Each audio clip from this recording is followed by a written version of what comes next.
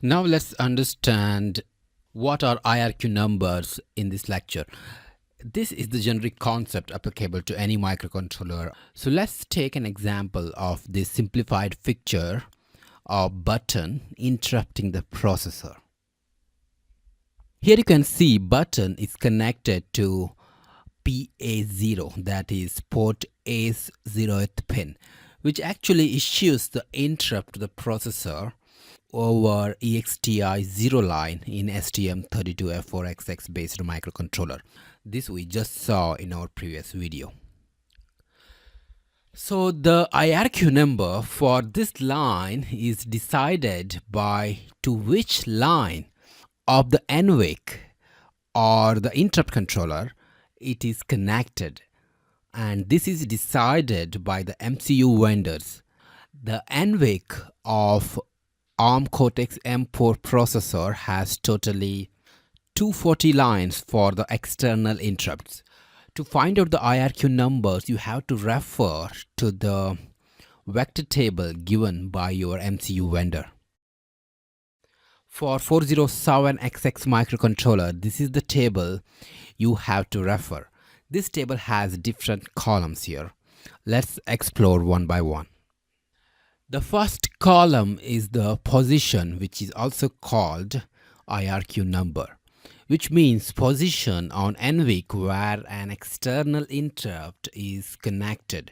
Here you can see that EXTI line 0 is connected to the NVIC at position 6.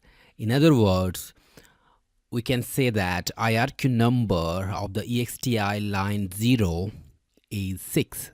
Similarly, EXTI 1 is connected to NVIC line number or position 7. So its IRQ number is 7. EXTI 2 is connected to the NVIC line number or position number 8. So its IRQ number is 8, and so on. All these GPIO pins which are going to interrupt the processor over EXTI 0 will have the IRQ number 6. Now let's open up the MCU specific header file which we explored in the beginning of the course to see whether this matches with the IRQ definition defined in the header file. Here I am in the MCU specific header file, and here is an interrupt definition. Yes, you can see here header file declares EXTI IRQ number as 6, EXTI 1 IRQ number as 7, and so on. Great. With this lecture, hope you learnt about how to find out the IRQ number of different peripherals which issues interrupts to the processor.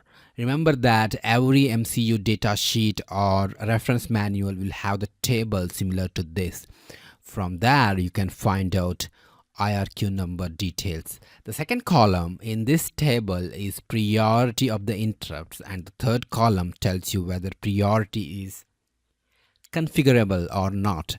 In our case, all these interrupt priorities are configurable. And the fourth column just tells us which interrupt it is. And finally, the fifth column, which lists out all the vector addresses for different interrupts. For example, when the interrupt occurs on the IRQ number 6, processor expects the address of the IRQ handler to be present in this address, so it can jump to your IRQ handler.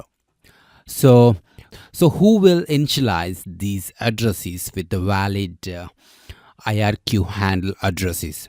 The answer is this is usually done by the vector table of the system startup code, which is our next topic of discussion.